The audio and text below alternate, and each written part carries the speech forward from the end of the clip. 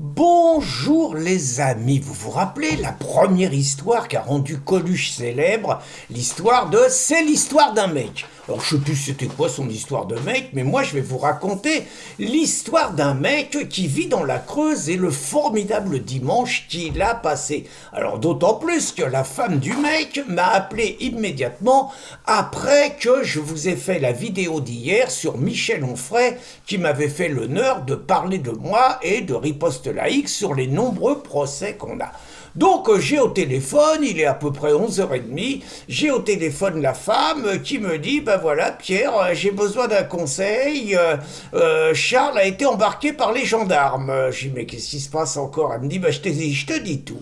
Et donc l'histoire c'est que Charles, donc mon copain Charles de Massieu, il n'y a pas de secret, donc Charles de Massieu était chez sa femme, ce qui jusqu'à maintenant n'a rien de scandaleux, pendant le week-end. Et pendant le week-end, dans la nuit du samedi au dimanche, alors qu'ils vivent dans un tout petit hameau dans la Creuse, qui est quand même pas un endroit très très peuplé, elle a eu la désagréable surprise de constater que 3 de ses 4 pneus de voiture avaient été crevés.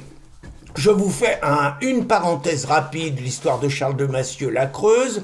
Vous savez que Charles avait décidé de quitter la région parisienne, d'aller s'installer dans la Creuse avec sa femme, qu'il était en train d'aménager, qu'il a entendu des cris de détresse dehors, qu'il a vu une vieille dame de 83 ans menacée, insultée par un toxico complètement en crise de démence, que Charles a pris un coupe-papier pour protéger la femme, qu'à un moment il s'est senti menacé, et donc pour se dégager, il a mis un coup de coupe-papier dans le bide du mec qui a été embarqué à l'hosto. Résultat, Charles a d'abord passé 48 heures au garde à vue, il a été interdit de séjour pendant 3 mois dans la Creuse, sympa.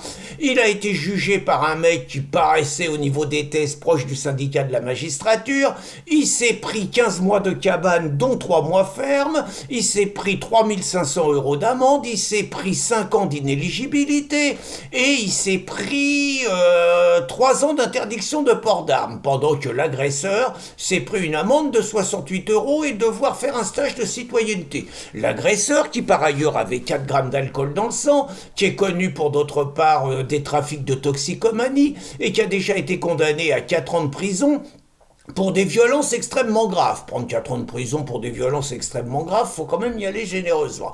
Donc voilà à peu près le contexte. Donc naturellement, Charles avait décidé de faire appel et donc il avait pris notre avocat, Maître Pichon, en attendant le procès en appel. Voilà donc la parenthèse. Donc nous revenons, les pneus sont crevés. On peut penser que c'est le voisin toxico qui habite à 100 mètres de là, qui est un tout petit peu dans le coup quand on voit à peu près le village, ce que c'est et quel est l'environnement, mais bon, on n'a pas de preuves, etc. Donc les vaillants gendarmes arrivent. Et les vaillants gendarmes arrivent et donc voient Charles, ils lui demandent son identité. On ne sait pas en quoi c'est impératif d'avoir l'identité de l'époux, de la nana qui s'est fait crever les pneus, mais c'est peut-être la procédure, j'en sais rien. Il donne son identité, et là c'est branle-bas de combat. Oh là là! Vous êtes interdit de séjour dans le département, comment vous ne le savez pas? Vous n'avez pas le droit d'être là jusqu'en avril 2025, il y a un procès qui a rendu public ça, donc vous avez rien à foutre ici, embarquez. Donc ça commence déjà super bien, donc vous vous faites crever les pneus de votre bagnole et vous vous retrouvez dans le panier à salade pour vous faire embarquer. Donc il reste plus d'une heure interrogé et tout, et on lui dit donc que... On lui dit 2 choses, donc on lui dit d'abord qu'il est interdit de séjour, il n'a jamais entendu parler de cette condamnation, il avait les autres éléments de la condamnation, il n'a jamais entendu parler de ça, et on lui dit que son appel n'a jamais été fait, donc qu'il en reste sur la condamnation du premier procès, et dans ce premier procès, la condamnation, donc il y aurait l'interdiction de séjourner dans la Creuse, un truc de fou, il est absolument convaincu que l'appel a bien eu lieu et tout, il retrouve des traces et tout, bon, il n'y a pas de problème, mais il est convoqué à 9h ce matin. Comme c'est un couple qui ne roule pas sur l'or et qui, malgré tout, quand vous vous faites crever 3 pneus de la bagnole sur 4 dans la nuit de samedi à dimanche, le lundi matin, la bagnole n'est pas prête, que la gendarmerie est à 5 km, que personne ne propose chez les gendarmes d'aller les chercher, ils sont allés à pied de chez eux à la gendarmerie. On peut dire que ça fait du sport, que c'est bon pour la santé, sans doute, mais ça fait quand même 5 bornes aller, 5 bornes retour. Et donc Charles vient de m'appeler, donc c'est vraiment de mieux en mieux, puisque les gendarmes ont d'abord donné des bonnes nouvelles, c'est que c'était une erreur dans le fichier, c'est bizarre un fichier avec des erreurs, mais que c'était une erreur dans le fichier et que finalement Charles avait complètement le droit d'aller dans la Creuse, que ça n'a jamais été dit. Si ça n'a jamais été dit, on ne sait pas pourquoi ça se retrouve dans un fichier, c'est quand même un tout petit peu bizarre. La deuxième chose, les gendarmes annoncent que l'appel a bien eu lieu, donc c'est complètement le contraire de ce qui avait été dit la veille. Mais qu'il y a eu un nouveau jugement en appel à la cour d'appel de Limoges et que Charles aurait été à nouveau condamné en appel. Seul petit problème, je dis bien seul petit problème, il n'a jamais reçu la moindre convocation, ni lui ni son avocat. Et donc là, à l'heure où je vous parle, il est sur le retour, en train de faire les 5 km retour avec sa femme, à pied et tout. Donc apprenons tout ça, donc on est quand même, on essaye de ne pas être paranoïaque. On essaye. Mais je suis quand même obligé de constater que souvent, quand on a le malheur d'être à riposte laïque, on est victime de dysfonctionnements judiciaires qui en général n'existent pas. Et je vais vous raconter quelques anecdotes. Moi-même, ça remonte à 2016. Je me rappelle, j'ai un procès devant la 17e chambre, on est relaxé. On a été bon, on est relaxé. Je ne suis pas informé.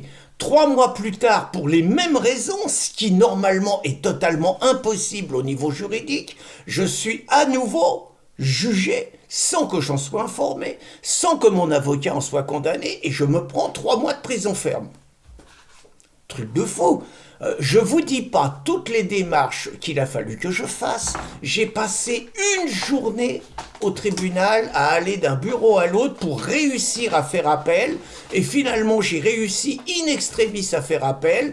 Et la justice, dans toute sa générosité, a reconnu qu'il y avait eu une erreur un peu curieuse. Il n'empêche que si je mouille pas le maillot, il faut que ça soit moi, l'avocat peut pas le faire. Si je me défonce pas pendant une journée, je me prends 3 mois de prison pour rien.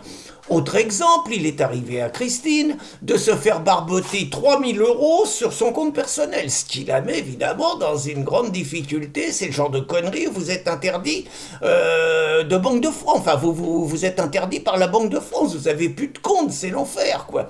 Et les raisons, une première condamnation, un appel, et étonnamment, l'appel, il n'est pas arrivé, alors qu'il est fait totalement légalement. Il y a eu un petit raté et tout, donc il y a une instance qui vous dit qu'elle a poursu l'appel. Et comme l'instance vous dit qu'elle a poursu l'appel, la trésorerie est prévenue, et la trésorerie, ils s'emmerdent pas. Ils vous écrivent pas pour vous dire, on vous rappelle que, toc, ils vous barbotent 3000 € sur votre compte. Moi, il m'est arrivé la même chose. Alors c'est encore un truc plus compliqué. Moi, je me suis fait barboter 3000 € sur mon compte, 2000 € sur un procès où j'avais été condamné alors que j'avais fait appel. Même cinéma, il paraît que l'appel n'avait pas été enregistré, que tout ça, et donc évidemment les impôts se posent pas de questions, hop. Et puis je m'étais fait barboter 1000 € sur une histoire d'amende à la Mormoilneux, amende pour défaut de ceinture. J'avais été me présenter, tout, et ils me disent que j'ai jamais été me présenter, j'ai jamais eu de rappel, et je me prends 1000 € qu'on me pique. Je vous dis pas non plus toutes les démarches qu'il a fallu que je fasse à la trésorerie, au tribunal, à la gendarmerie et tout. Je veux dire, des démarches épuisantes qui vous minent, qui vous épuisent et tout. Et récemment, alors là c'était l'affaire Sophie Mazas, j'avais été condamné à 2000 € d'amende avec sursis, et j'ai la trésorerie qui me réclame 2000 €. Alors là, ils me font un rappel par contre. Il faut 4 échanges, la trésorerie me certifie que j'ai été condamné à 2000 € ferme. C'est faux, j'ai été condamné à 2000 €. Il faut 4 échanges pour qu'ils finissent par dire qu'ils se sont gourés. Si je ne me bats pas, je me prends 2000 €. Donc tout ça pour vous dire quand même que cette affaire sent pas bon. J'essaye de ne pas être paranoïaque et je pense à tout ce qu'a enduré le malheureux Charles toute la journée de dimanche, ce qu'il a enduré de la nuit de dimanche à lundi et surtout ce qui doit lui passer par la tête en se disant que finalement il a peut-être été condamné, qu'il va lui falloir trouver 3 500 € à payer d'amende et tout, et qu'il a été condamné sans absolument avoir la possibilité de se défendre et de voir son avocat pouvoir le défendre. Si je vous racontais une histoire comme ça un 31 mars, vous diriez t'es gentil Pierre, mais c'est un poisson d'avril. Hélas, on n'est que le 24 mars, ce n'est pas un poisson d'avril, c'est la réalité de la France de Macron et c'est la réalité de la justice de Darmanin. Bonne journée les amis et naturellement solidarité avec l'ami Charles.